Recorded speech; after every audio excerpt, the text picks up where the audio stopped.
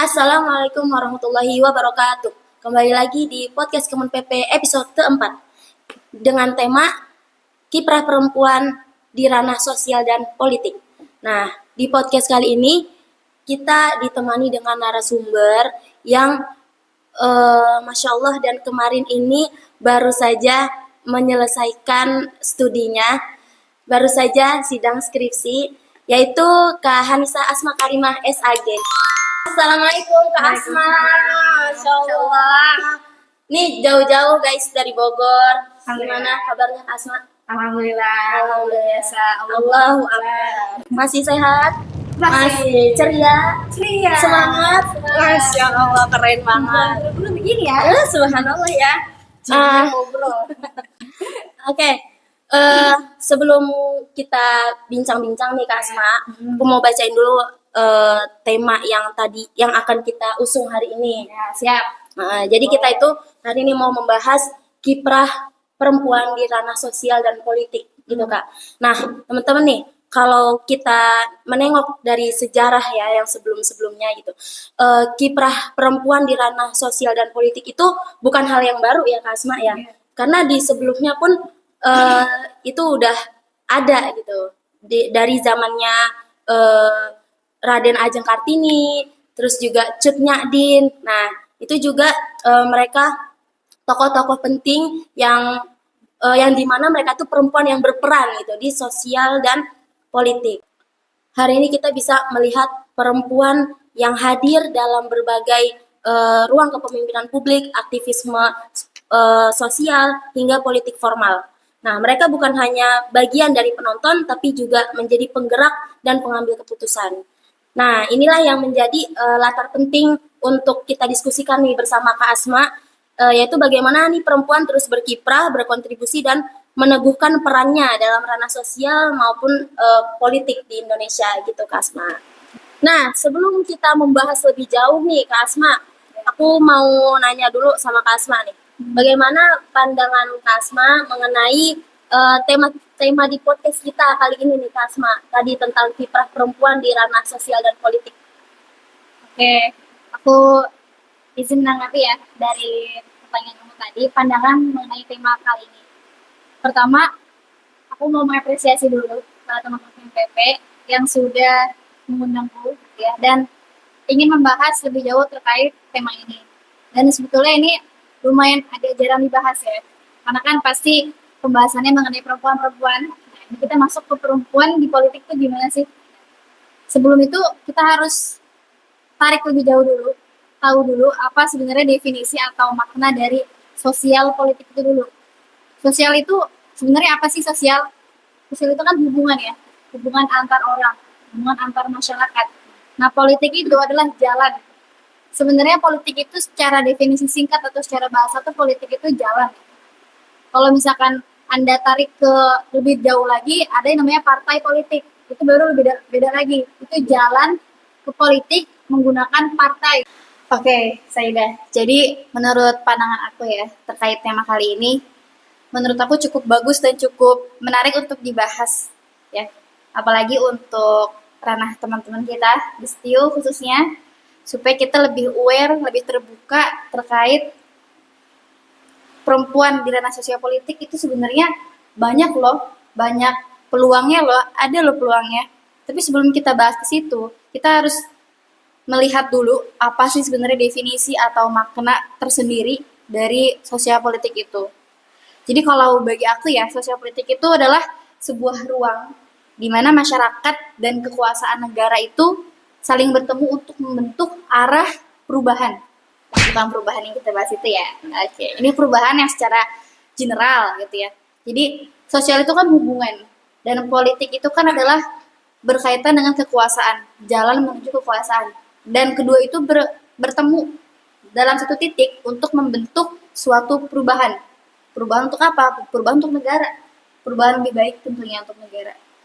Makanya dia bukan sekedar perebutan kursi semata ya, bukan sekedar wacana-wacana akademik. Jadi politik itu bukan kayak gitu ya? Bukan dong, bukan rebut-rebutan kursi, apalagi ngasih-ngasih kursi ya kan, apalagi joget-joget di kursi. Nah, Ups.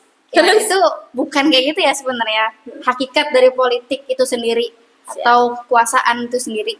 Tapi dia tuh cermin keseimbangan antara struktur dan nilai kemanusiaan. Jadi kan politik itu kan jalan. Jalan itu sama dengan juga dengan struktur. Jalan yang terstruktur dan dia itu berkaitan dengan nilai-nilai kemanusiaan. Nilai-nilai kemanusiaan yang dibutuhkan oleh negara. Jadi saling berkaitan. Politik itu antara struktur itu dan nilai-nilai kemanusiaan yang harus di up atau diusahakan oleh negara itu. Itu politik itu adalah jalan gitu. Jalan menuju keseimbangan tersebut. Nah, sosial politik itu ideal itu bukan hanya menjaga stabilitas negara aja, tapi juga berani kritis terhadap ketidakadilan.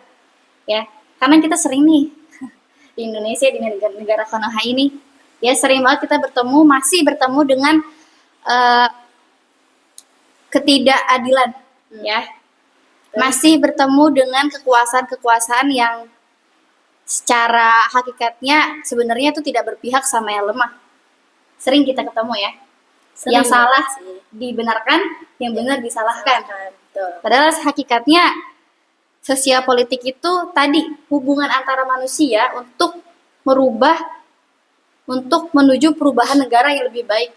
Berarti kan harus berpihak kepada yang lemah seharusnya. Tapi kita masih di tahap yang makanya kita belum menjadi negara yang maju. Betul sih. Gitu. Makanya tema ini sangat menarik untuk dibahas karena kita sama-sama ingin perubahan lebih baik untuk negara Indonesia, ya kan? Betul banget. Dan kita nggak bisa cuma berharap sama laki-laki.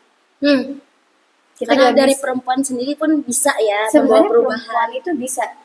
Dan kita nggak bisa dong semua segmen di negara ini, semua segmen di lini kehidupan Indonesia ini diambil sama laki-laki. Tentunya harus ada bagian-bagian perempuan. Dan perempuan itu jangan takut. Dan perempuan tuh jangan segan. Karena memang perempuan itu juga ada porsinya. Betul. Itu. Karena ini sangat menarik untuk dibahas. Saya tertarik untuk melanjutkan diskusi ini. Ayo kita lanjut. Gas. Oke. Jadi nih Kak Asma ya, teman-teman semua. Nah, setelah tadi kita mendengarkan pandangan dari Kak Asma, pendapat dari Kak Asma perihal tema kita hari ini, kita masuk ke pembahasan yang membahas tentang kiprah perempuan nih, historisnya kiprah perempuan nih di masa lalu atau banyak juga yang perempuan-perempuan yang meninggalkan jejak-jejak positif nih gitu kan, historisnya nih gitu. Kita mau dengerin ini dari Kak Asma. Nah, ada nggak sih tokoh perempuan gitu ya di masa lalu yang paling menginspirasi Kak Asma gitu? Oke, tokohnya saya mulai dari tokoh Indonesia dulu ya, tokoh nasional ya. Kalau yang paling saya lihat itu sebenarnya semua saya sukain ya. Tokoh-tokoh perempuan Indonesia itu semua sangat saya minati, saya inspirasikan di kehidupan saya karena mereka sangat-sangat betul memberikan dampak yang positif untuk Indonesia ke depannya. Dan itu nyata ya, bukan sekedar nama tapi hasil dari perempuan-perempuan Indonesia sebelumnya. Tapi salah satu yang saya sangat suka itu adalah dari Cut Nyadin, ya, berasal dari Aceh. Dia itu karena betul-betul perjuangan untuk Indonesianya itu adalah melalui darahnya, melalui perjuangan langsungnya, turun melawan penjajah Belanda saat itu. Cut Nyadin itu. Dia itu meneruskan perjuangannya dengan taktik gerilya selama lebih dari 25 tahun. Ya, bahkan setelah menikah pun masih melanjutkan perjuangannya untuk Indonesia. Itu kan real ya. Kalau misalkan kita lihat dari perjuangan untuk Indonesia, kan tadi kita bahas politik itu adalah untuk menuju arah gerak perubahan yang lebih baik Indonesia. Tentunya pada saat itu Indonesia masih dijajah oleh Belanda. Dan satu-satunya taktik politik yang memang harus dilaksanakan adalah melawan penjajah tersebut. Dan perempuan ini, Cut Nyadin ini, itu turun langsung untuk melawan penjajah pada saat itu Belanda. Dan itu bukan hanya sekali-kali doang, mau lawan sekali, gitu, bukan. Tapi benar-benar turun, benar-benar ikut pertempuran. Bahkan setelah menikah gitu ya, setelah sudah menikah pun masih ikut memperjuangkan Indonesia. Itu dengan taktik gerilya tadi itu juga. Iya, betul. Masya Allah. Dan di akhir perjuangannya itu karena saking seringnya nih, ini betul-betul jadi terlihat perjuangan itu karena setelah dia berpuluh-puluh tahun tadi dia bertempur itu ya, ikut pertempuran itu jadi berpengaruh sama kesehatannya, fisiknya. Akhirnya makin lemah ya, karena kan memang hakikat perempuan itu kan memang lemah ya, sebenarnya ya, secara tubuh fisiknya gitu ya, emang tidak bisa bertahan sekuat laki-laki. Tapi dia nggak bahas itu, dia nggak peduli tentang itu mah di akhir aja lah. Dia nggak ngelihat aku kan perempuan, aku kan fisiknya lemah. Enggak, kita kan sering kayak gitu ya, kita perempuan loh, kita lemah loh, tolong angkat galon, kan sering kayak gitu ya. Iya, Nah benar. kalau Cut Nyarin itu justru nggak bahas itu. Dia nggak melihat sisi fisik, dia turun aja karena memang satu-satunya cara menyelamatkan Indonesia pada saat itu adalah ikut turun, ikut pertempuran. Kalau mau menang, kalau mau merdeka, ya dia nggak bibu, langsung turun, dan pada akhirnya dia ya wafat karena kondisi fisiknya yang menurun terus, sakit gitu ya, dan ditangkap juga sebenarnya sama penjajah Belanda dan diasingkan ke wilayah yang lain. Itu ya, seberjuang itu Cut Nyak yang saya lihat dan bisa saya ambil. Karena tadi politik itu bukan sekedar perebutan kursi ya, sebenarnya. Jalan. Iya. Makanya ada duit jalan itu dipakai buat jalan. Iya. Ada duit tunjangan dipakai buat jalan. Oke, cukup. Oh, udah. Oke. Dan sebenarnya kalau tokoh-tokoh Islam zaman dulu ya, itu banyak ya sebenarnya kita lihat ya, yang lebih perjuangannya mungkin luar biasa, lebih banyak lagi ya. Kita tahu ya, kayak Sayyidah Zahra, terus juga Asma binti Abu Bakar, ya. Terus yang syahid pertama, Muslimah syahid pertama, Sumayyah, kan? Masya Allah, itu perjuangannya juga nggak kalah. Perempuan-perempuan tangguh itu ya. Tangguh yang betul-betul rela untuk perubahan, lagi-lagi untuk perubahan lebih baik pastinya kan. Benar sih. Pada saat itu kondisinya sejahiliyah itu ya kan, dia ikut serta dan rela dicambuk ya, rela dibunuh ya, karena memang untuk syahid. Nah itu kan perjuangan juga, dan sama, karena politik itu bukan sekedar perebutan kursi, emang untuk perubahan lebih baik itu politik. Dan yang terakhir, tokoh yang saya inspirasi itu selain itu semua adalah ibu saya sendiri. Masya Allah. Ibu saya sendiri. Siapa? Nggak usah disebut.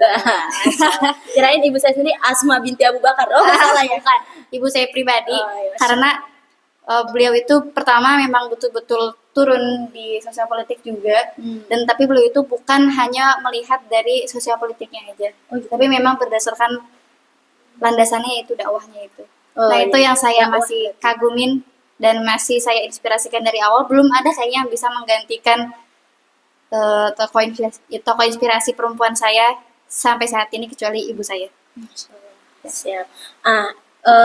Jadi nih, menurut Kak Asma nih, apakah semangat perjuangan perempuan yang di masa lalu itu masih relevan untuk kondisi kita saat ini? Menurut Kak Asma. Oke, relevan atau enggak ya? Pertama kita tarik dulu nih, relevan itu apa sih? Ya, relevan itu masih nyambung nggak sih? Ya kan? Iya, masih bisa nggak sih? Sebenarnya orang-orang yang se-effort itu di Indonesia masih dianggap gak sih? Iya. Ya kan gitu ya. Ya kalau misalnya kita tarik lagi, masih relevan sebenarnya. Seharusnya masih relevan. Gitu. Jika memang orang-orang Indonesia ini sama-sama ingin memperjuangkan sosial politiknya. Jadi sosial politik itu bukan cuma orang-orang yang emang pengen tunggu di politik aja, bukan cuma untuk orang-orang yang mau turun di partai politik atau di politik. Karena sering banget saya dengar ya, nggak mau ikut politik, haram, atau nggak mau ikut politik, kotor, nggak suci gitu ya. Padahal apapun itu, kalau misalkan emang dari gerakannya dia nggak bener, ya nggak suci juga. Bukan politik doang nggak suci. Banyak kok orang-orang politik yang suci. Banyak kok saya temuin orang-orang politik yang dia betul-betul turun untuk masyarakat. Masih banyak sebenarnya. Kita jangan menafikan itu semua ya. Ya, jadi sebenarnya masih relevan dan masih bisa kita praktikkan. Kalau misalkan kita sesama masyarakat Indonesia itu mau saling memperjuangkan sosial politik atau memperjuangkan perubahan untuk Indonesia ini. Ya, masih relevan. Gimana sih maksudnya? Kalau misalkan memang ada contoh ya, misalnya ada anak muda perempuan yang mencalonkan dirinya untuk masuk ke legislatif gitu ya, itu disupport, diapresiasi minimal. Itu kan berarti kan saling memperjuangkan ya, saling mendukung. Itu kan masih relevan, artinya effortnya dia masih dihargai. Kita masih sering menemukan yang turun ke politik itu dianggapnya adalah apa sih, ke politik gak suci.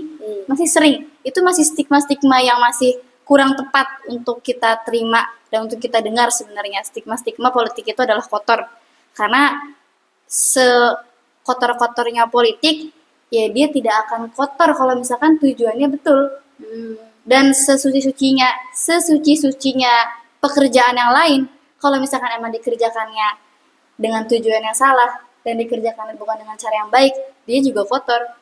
Misalnya contoh ya, sebagai ada ustadz atau ustazah gitu ya, dia namanya kan baik ya, ustazah, ustadz. Tapi kalau misalnya emang yang dia jalanin itu nggak baik, apakah pantas disebut suci? Kan tetap aja. Jadi semua tergantung dirinya dan tergantung esensinya. Esensinya dia itu suci atau kotor. Kalau politik itu sebenarnya esensinya adalah suci. Semua kan suci awalnya. Ada di semua berawal dari suci dulu. Ya, semua ada kan di apa? Di usul fikih ya, dibahas ya. Nah, apa usul fikihnya? Apa ya? Itulah pokoknya. Semua tuh awalnya adalah benar, suci gitu ya. Semua berawal dari suci. Semua berawal dari suci. Memang tergantung siapa yang menjalankannya dan bagaimana cara menjalankannya. Gitu. Jadi masih relevan untuk saat ini jika kita masih bisa sama-sama mensupport, mengapresiasi dan menghargai setiap keputusan-keputusan orang yang memang ingin bergerak di ranah sosial politik. Itu masih bisa relevan dan masih bisa kita usahakan. Kalau misalkan orang lain nggak bisa, berarti kita yang harus. Kalau orang lain nggak ada, berarti kita yang harus turun dari diri kita sendiri. Jika ada 1000 muslimah, bukan mujahidah. Mujahidah. Jika ada 1000 mujahidah, maka pastikan kita satu di antaranya. Terus sampai jika ada 1 mujahidah, pastikan itu adalah kita. Ada satu lagi. Apalagi? Jika sudah tidak ada mujahidah, ya, berarti saya sudah mati. Ya nggak sih? Betul. Nah itu. Karena mujahidahnya kita sendiri. Ya betul. Karena tadi balik lagi ke esensi atau makna dari sosial politik itu. Sosial itu adalah hubungan antara masyarakat dan kekuasaan. Dan politik itu adalah jalannya untuk menuju ke perubahan lebih baik untuk negara Indonesia tentunya. Dan sebenarnya sosial politik itu bukan hanya berkaitan dengan negara ya, tapi segmen kehidupan kita itu semua ada kaitannya dengan sosial politik. Mengajar ada sosial politiknya. Terus belajar ada sosial politiknya. Berorganisasi ada sosial politiknya. Semua tuh ada. Jadi kalau misalkan kita bahas sosial politik itu cakupannya luas. Nah, kalau kita tarik ke negara, berarti cakupannya adalah kekuasaan negara, sosial politik di negara. Dan itu insya Allah masih relevan, Saidah. Kalau misalnya kita masih bisa sama-sama mengubah stigma negatif bahwa politik itu kotor. Bukan. Politik itu nggak kotor, karena esensinya politik itu baik dan benar. Tadi tujuannya adalah untuk perubahan tadi. Benar. Jadi tergantung bagaimana dan siapa yang menjalankannya. Gitu. Dan untuk apa dia menjalankan sosial politik itu, berkiprah di sosial politik itu untuk apa gitu. Ya sih, karena kan sekarang juga masih banyak ya yang berstigma negatif ya, kayak gitu tadi mikir politik pasti mikirnya caleg lah, apalah gitu kan. Dan apa sih paling juga cuma nyari kursi, apa sih paling cuma dapat tunjangan pokoknya mikirnya tuh yang di kursi-kursi sana lah gitu kan. Padahal masih banyak juga loh orang-orang luas ya cakupannya luas. Politik itu.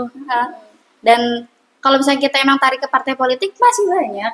Saya yakin masih banyak orang-orang baik di situ. Orang-orang yang masih lurus, masih suci menjalankannya ya sebenarnya. Ya. Seperti itulah. Insya Allah masih relevan. Tadi balik lagi ke perubahan stigma itu untuk lebih baik itu. Karena dari stigma itulah banyak Saidah yang akhirnya nggak mau turun. Iya, benar. Yang akhirnya malah menjauhi justru. Nggak mau ada dekat sama dia. Jadi mental block apa sih? Yes. ke doktrinnya untuk politik mah Takut begini takut gitu. kotor Iya iya. padahal nggak sekotor itu, kalau bukan kita siapa lagi jika ada. Oke, lanjut ya. Lanjut nih Kasma. Iya, siap. Bisa nggak lanjut nih? Bisa. Oke. Lanjut banget nggak? Siap. Oke. Oke, lanjut nih ya. Sekarang nih, sekarang kita beralih kepada kondisi saat ini. Oke. Nah, bagaimana keterlibatan perempuan di ranah sosial dan politik di Indonesia ini? Kita masih di Indonesia dulu aja ya. Iya. Nah, kita emang masih di Indonesia. Belum di Jepang. Belum. Oke. Aku mau nanya lagi nih, Kasma. Iya. Emang banyak nanya emang ya. Kita harus banyak nanya, guys. Harus banyak nanya karena dengan bertanya kita jadi apa, Kak?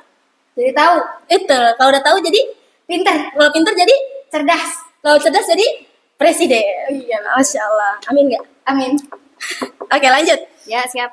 Nah, apa aja nih tantangan utama yang masih dihadapi perempuan ketika ingin terjun ke dunia politik atau aktivisme sosial? Oke. Tantangan. Tantangan yang mungkin pernah saya temuin aja ya. Boleh. Yang Kan Kak Asma ini juga aktivis, guys. Hmm. Iya nggak? Masya Allah. Ya, sekarang aktivis pasif. Pasif ya. Kalau dulu masif. Aktivis. Oke, siap. Oke, kita lanjut. Tadi apa pertanyaannya, maaf? Tantangan Tantangan utama ya. Oke, aku izin membahas dari sisi yang terdekat aku, yang pernah aku temuin atau di sekitar lingkungan aku ya, tantangan utamanya. Apa sih yang dihadapin sama aktivis-aktivis perempuan gitu ya. Oke. Dari ranah atau bagian agama dulu mungkin ya. Ya. Boleh. Sering Yang paling penting itu. ya, sering kita temuin dan mungkin kita juga belajar ya. Kita juga belajar bahwasanya perempuan itu suaranya adalah aurat. Ya, itu pertama. Yang kedua, perempuan itu di rumah aja. Gak boleh keluar kalau gak ada Mahram. Iya. Dan yang lainnya berkaitan dengan tantangan-tantangan itu. Karena kan aktivis itu tentunya aktif di luar ya, bukan aktif di dalam doang ya. Setidaknya walaupun dia memang aktif di misalnya media sosial, tapi pasti dia juga aktivis tuh pasti keluar-keluar lah intinya aktivisme ataupun yang aktif di selain di organisasi mungkin di parpol juga ya, dia kan pasti harus turun langsung ya. Nah itu kan menjadi tantangannya bagi kita, masih menjadi bukan kebingungan ya, tapi saya pernah temuin satu ungkapan bahwasanya kalau perempuan itu bukan dimaksudkan tidak boleh keluar sama sekali ya. Kalau misalnya kita nggak boleh keluar, kalau gempa gimana? Harus keluar. Tolong, nggak ada mahram, nggak boleh keluar. Nggak boleh keluar kan nggak bisa. Beda ya itu. Iya. Nanti udah keburu ketiban. Cobalah kita lihat kondisi Indonesia saat ini. Siap. Kira-kira gimana? Apakah bisa dengan terus diam di rumah? Mungkin lewat media. Media bisa. Suatu saat kalau media kita juga sering di-ban, kira-kira gimana? Keluar lah. Sekarang aja kekuasaan yang salah ya, atau oknum-oknum yang memang ingin memonopolikan Indonesia aja tuh sekarang udah mainnya di itu loh, di media-media. Udah Iya, sering benar. ngebanet ya kan? Benar. Ban kalau postingan-postingan yang berkaitan dengan negara, politik apapun itu udah bisa. Jadi lawan itu udah bukan cuma di real life aja, lawan-lawan kita, lawan-lawan Betul. zalim itu. Udah ikut-ikutan juga di media sosial. Makanya saya bilang, apakah masih bisa di Indonesia saat ini kita diam di rumah doang? Menurut saya, pandangan saya itu udah nggak bisa.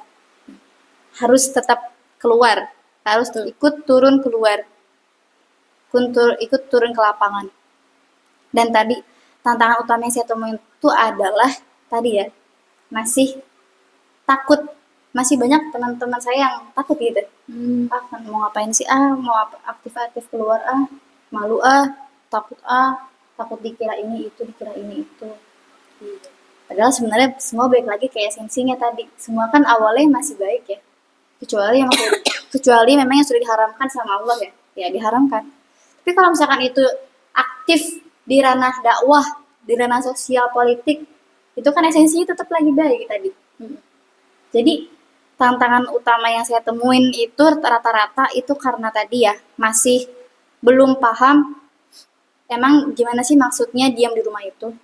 Harusnya dipahamin dulu dan lihat juga kondisinya saat ini. Kalau misalkan emang saat ini Indonesia itu betul-betul membutuhkan orang yang mau turun langsung. Itu Indonesia tuh butuh banget loh aktivis-aktivis yang bisa turun langsung, perempuan ataupun laki-laki.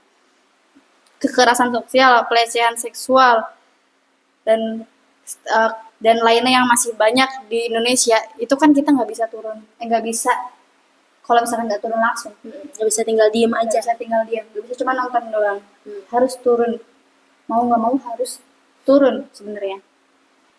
Oke, tadi tantangan yang saya temuin, dan itu perspektif saya ya, mungkin bagi teman-teman yang lain beda pandangannya, mungkin ada yang enggak, saya ngerti kok maksudnya harus apa gitu ya. Dan yang lain adalah tantangan tadi yang masih nyambung sama tadi, stigma bahwasanya ya politik itu apa sih, atau gak boleh lah keluar kayak gitu perempuan mah. Saya nggak jauh-jauh dari itu kok tantangan utamanya, karena kalau misalkan kita balik lagi, sebenarnya Islam itu gimana sih, atau negara saat itu gimana sih, itu masih open kok. Saya tidak merasa untuk saat ini ya, saya tidak merasakan kesetaraan gender ya, mohon maaf ya. Saya belum merasakan secara langsung gitu ya kesetaraan gender, karena saya berorganisasi saat itu pun masih diapresiasi, masih dianggap, masih ditemani dan diterima Dibimbing kritis. Iya, dibimbing juga. Kritis-kritisnya sama yang laki-laki itu masih diterima gitu. Jadi saya belum menemukan secara langsung kesetaraan gender yang mungkin masih apa ya, saat ini masih eksis ya, tentang kesetaraan gender di itu. Saya belum menemukan sih secara langsung ya. Mungkin teman-teman ada yang menemukan. Karena alhamdulillahnya untuk hal itu sebenarnya kalau di kita masih diterima perempuan kok, masih bisa ikut-ikut, dan bahkan juga di DPR ataupun di ranah-ranah parpol lainnya tuh masih diperbolehkan perempuan mendaftar, calekan, ya kan, ikut. Bahkan presiden kita yang keberapa, Megawati kan, perempuannya. Itu kan keren. Artinya kan sebenarnya Indonesia tidak mengalami kesetaraan gender itu dong, ya tidak? Betul. Ya enggak? Ya kan? Megawati, Ibu Megawati pernah jadi presiden Indonesia. Berarti kan nggak ada dong kesetaraan gender yang maksud itu ya. Masih bisa Indonesia bahkan bisa jadi presiden gitu loh. Insya Allah tinggi banget itu. Tinggi banget ya. Nah itu maksudnya. Jadi kalau untuk tantangan utamanya saya pikir itu masih di seputar stigma ya. Stigma baik dalam pola bagian agama ya, tentang agama, ataupun bagian tentang stigma-stigma politik itu kotor ya, segala macam. Itu kalau disatukan combo itu bikin orang jadi benar-benar minder dan nggak mau ya. Kalau Makin menutup diri. Iya. Nah, sebenarnya semua balik lagi ke pikiran sih, ke pola pikir. Oh iya benar. Pola pikir. Kalau kita open minded dan open heart, open minded dan open heart, buka mata, buka kepala, buka pikiran, insya Allah bisa menerima tantangan-tantangan itu dan bisa dilaluin ya, untuk gak diterima tadi tantangan-tantangannya berat mungkin bagi kita, pada lama bisa gitu. Oke, berarti kan sejauh ini permasalahan kita masih di stigma ya kak. Iya. Itu yang tadi paling penting, stigma, dan juga kita masih belum open minded nih soal politik ini, sosial dan politik ini gitu kan, terutama tentang perempuan yang terjun langsung ke politik, ke sosial gitu kan. Tapi ya itu balik lagi masih ke tantangan yang saya temuin, tantangan yang pribadi ya, tantangan pribadi yang terlihat lah sehari-hari dan ada di kehidupan nyata kita nih. Iya. Oke, siap. Beda-beda mungkin tantangan setiap orang lainnya ya. Oke, kalau menurut pengalaman Kak Asma sendiri ya, apakah udah ada perubahan cara pandang masyarakat terhadap kepemimpinan perempuan? Oke. Stigma tadi nih berarti kan? Stigma tadi ya. Udah ada nggak gitu, ada perubahannya kah? Oke, pertama saya belum bisa memberikan pernyataan yang langsung implisit, ya, belum langsung gitu ya. Tapi saya bisa melihat adanya perubahan-perubahan itu melalui yang nyata di depan mata kita ya. Kita bisa lihat sekarang ketua DPR siapa, ya, perempuan kah? Perempuan dong, Ibu Puan Maharani. Subhanallah. Artinya ada perubahan, dan banyak juga pemimpin-pemimpin parpol lain yang mungkin yang perempuan, ataupun pemimpin-pemimpin organisasi yang perempuan. Itu artinya stigma-stigma itu udah mulai kalah dan memudar, udah mulai kalah dengan stigma-stigma dengan effort-effort yang ditunjukkan mungkin ya. Udah mulai kalah dengan hasil-hasil yang ditunjukkan. Ya, masih kita bisa melihat sudah mulai banyak perempuan-perempuan yang memang memberanikan dirinya untuk turun ya, untuk turun ke ranah sosial politik ataupun untuk yang aktif di organisasi itu sudah mulai banyak. Ada juga yang membentuk komunitas lagi. Ada juga yang membentuk komunitas khusus perempuan juga ada, sudah mulai banyak ya. Saya melihatnya kayaknya sudah mulai memahami stigma-stigma yang salah itu. Sudah mulai diluruskan ya stigma-stigma yang salah tadi, dan mungkin sudah banyak juga yang melihat ataupun sudah open minded terkait stigma tadi ya. Ada yang sudah berpikir, oh iyalah di sosial politik emang butuh perempuan juga kok gitu. Oh iya deh, di organisasi, di komunitas butuh juga pemimpin perempuan. Kan perempuan juga punya porsinya ya, punya bidangnya juga yang harus dipimpin sama perempuan. Gak bisa bidang perempuan dipimpin sama laki-laki dong. Iya benar. Iya. Jadi kayaknya memang alhamdulillahnya saat ini Indonesia, masyarakat Indonesia ataupun masyarakat sekitar kita, teman-teman kampus gitu ya, sudah mulai memahami bahwa perempuan juga harus turun ikut serta juga untuk kepemimpinan, untuk ranah sosial, politik, dan aktivis yang lainnya gitu ya. Karena tadi perempuan itu sebenarnya juga sebagai penyeimbang, Saidah. Penyeimbang apa tuh? Penyeimbang pola pikir laki-laki. Oh itu. Pola pikir laki-laki itu kan logis, betul. Dan betul. pola pikir perempuan itu perasaan. Iya. Dan kedua itu harus diseimbangkan, menurut saya. Benar. Makanya cocok lah kalau misalkan, makanya Allah menciptakan hubungan itu perempuan dan laki-laki ya. Salah ya laki-laki dan laki-laki. Salah. Perempuan dan perempuan juga salah ya. Karena tidak seimbang. Betul. Karena Allah menciptakan bukan untuk itu, untuk menyatukan kedua pola pikir itu, logis dan perasaan. Jadi perempuan jangan disalahin kalau dia berperasaan, emang begitu hakikatnya. Dan laki-laki juga jangan disalahin kalau dia logis, emang begitu hakikatnya. Jadi tadi untuk perubahan itu menurut saya sudah mulai terlihat dan cukup baik untuk perubahan Indonesia. Dan mungkin udah mulai berubah tuh dari masa-masa kepresidenan Ibu Megawati itu ya, sudah mulai merubah stigmanya yang jelek-jeleknya. Iya Ya sih. kan? Tapi pernah juga di zamannya Bapak Soeharto ya, yang masih mengkat atau mengunci kebebasan perempuan juga sih waktu itu. Yaitu makanya sampai diturunkan ya. Ya tadi makanya kelogisan itu butuh perasaan ya. Dan itu harus diusahakan untuk perubahan ranah sosial politik yang perempuan bisa turun sebagai penyeimbang laki-laki, penyeimbang negara, perempuan juga harus turun. Ada bapak negara, harusnya ada ibu negara. Wow, Ya, betul. seharusnya. Tapi kita doakan yang terbaik untuk presiden kita tahun ini ke depannya. Iya. Semoga lebih baik, dan saya Amin, ya Allah. harap juga perubahan yang sekarang ini lebih meningkat ya untuk pembahasan kepemimpinan perempuan ataupun aktivisme perempuan itu lebih meningkat lagi. Kayak berarti menurut Kak Asma perubahan itu udah mulai ada ya Kak Asma? Ya, alhamdulillah sudah mulai terlihat. Sudah terlihat. Oke, terakhir nih Kak Asma. Ya, Terakhir banget. Aku pengen denger nih dari Kak Asma nih, ada nggak pesan Kak Asma untuk generasi muda? Semacam aku kan muda nih. ya siap, muda. Dari senior mungkin. ya.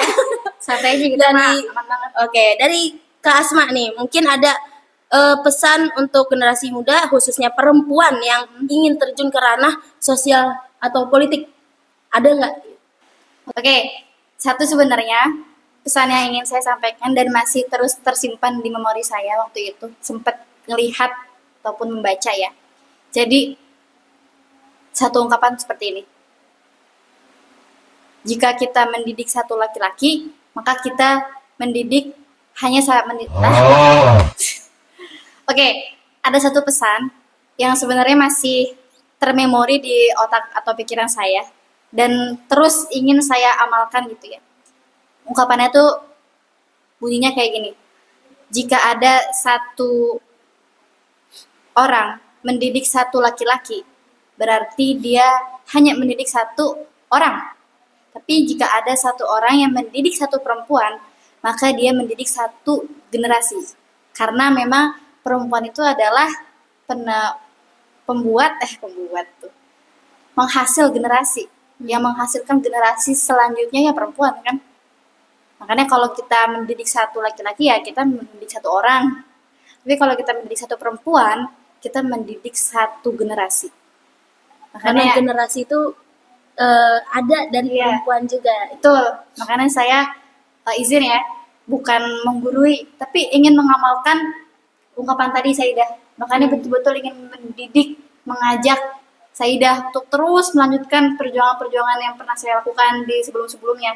Karena tadi adanya FP, kita mendidik banyak FP itu loh. Berapa Banyak perempuan? generasi. 10-15 perempuan. Berarti kita 15 mendidik 15 generasi. Ya itu. Makanya itu yang harus menjadi pola pikir perempuan saat ini menurut saya ya. Menurut saya. Jadi jangan pertama jangan takut, jangan minder untuk teman-teman yang mungkin punya pengalaman ataupun punya semangat giroh yang besar untuk mengajak teman-temannya, ayo ikut aktif juga di sini, ayo ikut serta juga di sini, aktif di kampus, aktif di luar segala macam lah. Itu jangan takut selagi itu hal yang baik ya. Karena tadi kita fokusnya ke tadi lah, kalau kita ngajak teman berarti kita juga sama-sama ikut mendidik dia untuk lebih baik yang nantinya akan membentuk satu generasi yang panjang dan itu akan menghasilkan sosial politik yang baik, hubungan antara masyarakat dengan kekuasaan menuju perubahan negara Indonesia lebih baik. Itu tadi, itu satu ungkapan yang penting dan sangat memorable dan bisa diamalkan oleh teman-teman semua. Mendidik itu bukan berarti kita ngajarin kayak guru aja, bukan. Ya mendidik itu banyak caranya ya. Betul, betul. Bedanya apa sih pendidikan dengan ngajar? Beda ya. Pendidikan dan ngajar itu esensinya macam-macam ya. Beda. Pendidikan itu lebih deep menurut saya daripada sekedar mengajar ya. Iya, Kalau mengajar itu ya mengajar hal yang jahat pun bisa. pelajaran terus iya Ya mengajar kan? pelajaran Mengajarkan hal yang buruk pun bisa. Itu kalau ngajar doang. Tapi kalau pendidikan itu beda. Makanya didik itu luas maknanya tapi deep aslinya. Makanya mendidik satu perempuan itu jadinya mendidik satu generasi. Karena sedip itu sebenarnya. Dan juga bukan berarti kita ngedidik ngajar doang. Tapi ngajak teman-teman untuk ikut aktif dan mau untuk diajak.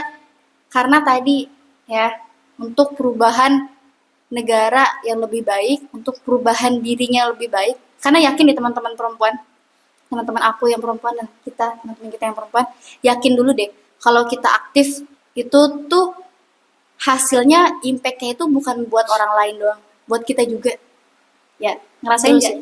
Impact-nya Ngerasain. bukan buat orang lain loh, justru lebih banyak buat kita sebenarnya. Kalau kita lihat dari sisi positifnya, ya, kalau kita lihat sisi positifnya, semuanya akan balik ke kita. Impact-nya tuh ke kita juga. Negara baik, impact-nya ke siapa? Ke rakyat. Ke rakyat. Rakyat itu siapa? Kita. Itu sebenarnya. Jadi bukan, jangan mikirnya negara itu urusan urusan presiden doang. Kita juga harus ikut serta. Karena Makanya kita ada di negara ini. negara ini kita WNI, jangan cuma ngeluh kenapa aku WNI, tapi ngeluhlah kenapa aku nggak aktif sebagai WNI. Betul. Iya. Kenapa aku jadi WNI gini-gini aja? Kenapa aku gini-gini aja? Kenapa Kenapa aku- Indonesia bisa seburuk ini jadinya? Betul, kenapa? Kan aku WNI, kenapa aku nggak membawa perubahan? Iya, Masya Allah. karena saya yakin orang yang nonton ini tuh orang-orang pintar, orang-orang cerdas, Betul. orang-orang yang sebenarnya bisa turun, bisa aktif, bisa effort untuk negaranya, untuk sekitarnya, lingkungan sekitarnya, dan semua hal itu impact-nya adalah untuk diri sendiri, untuk orang lain, untuk negara, untuk keluarga. Percayalah teman-teman, kalau kalian aktif untuk negara, negara akan aktif untuk kita juga, dan itu akan berimpact besar untuk diri kita sendiri dan keluarga kita. Gak mau kan gini-gini terus Indonesia? Sih. Gak mau kan gini-gini terus? Jadi mulai dari diri kita juga.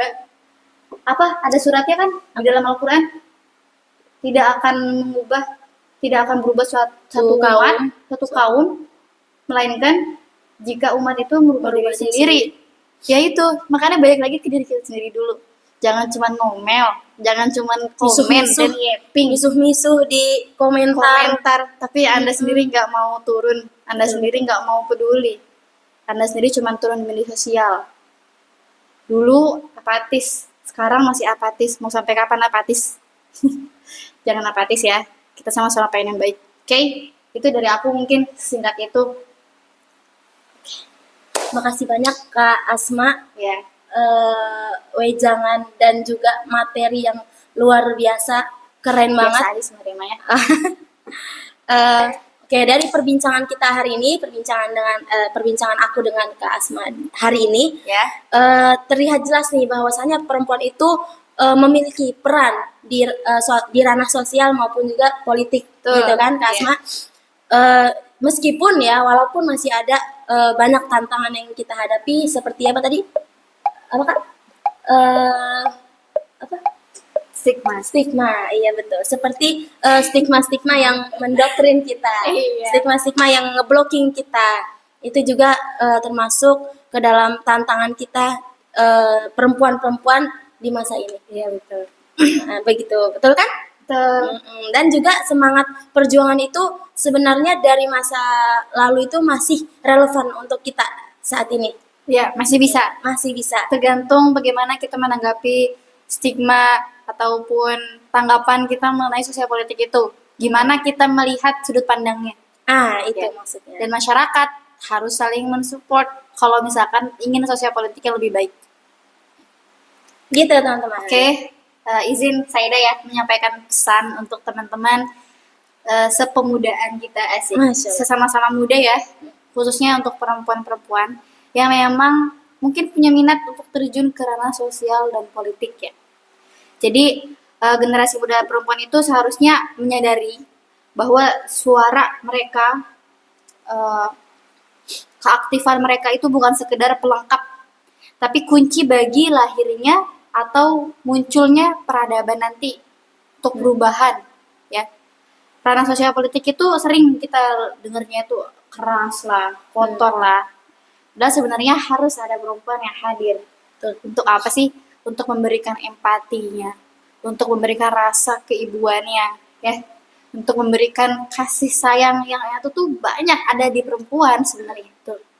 Ya, untuk teman-teman yang ingin terjun di ranah sosial politik, tadi kita tuh tetap harus hadir teman-teman. Kita nggak bisa menafikan perempuan itu lemah, ya udah lemah aja.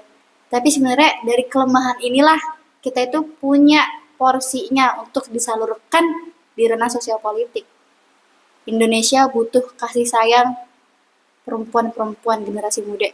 Anak-anak Indonesia butuh kasih sayang generasi muda perempuan. Kita-kita ini ya, negara juga butuh rasa empati yang lebih banyak, betul? Betul. Rasa empati di negara Indonesia bagaimana sih? Di sana di kekuasaan itu bagaimana sih? Masih jauh ya mungkin ya, mohon maaf. Mungkin masih perlu peningkatan lagi. Oke. Terjunlah teman-teman, generasi muda perempuan, jangan takut untuk terjun di ranah sosial politik. Ya, kita ini semua punya mimpi masing-masing, punya peran masing-masing. Kalau kalian punya mimpi di sini ya, ayo kejar. Kita bisa gitu ya. Karena masa depan bangsa Indonesia ini itu bakal dan akan lebih seimbang kalau perempuan itu ikut berperan di dalamnya, teman-teman. Bukan hanya sebagai penonton, bukan sebagai cheerleader, penyemangat doang, bukan.